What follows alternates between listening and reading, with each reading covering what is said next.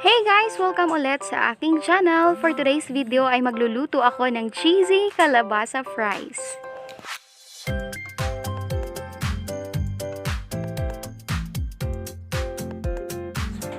Ang una natin gagawin ay slice into thin strips ang kalabasa.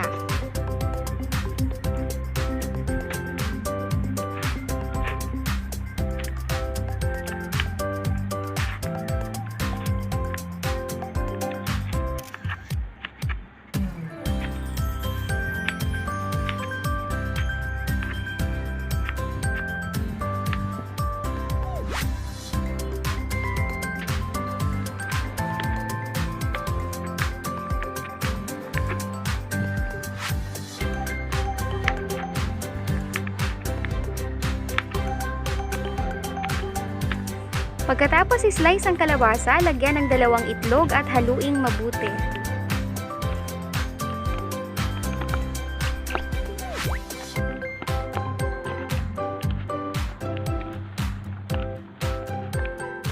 Sa isang container, paghaluin ang 1/3 cup ng cornstarch, 1/2 teaspoon ng black pepper, at 1/2 teaspoon ng asin.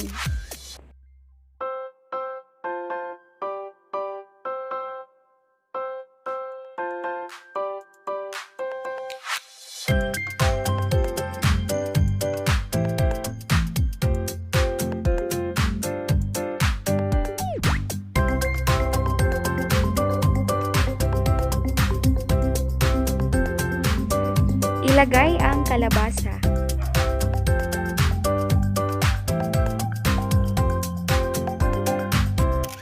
Takpan ang container at i-shake hanggang sa maghalo ang mga ingredients.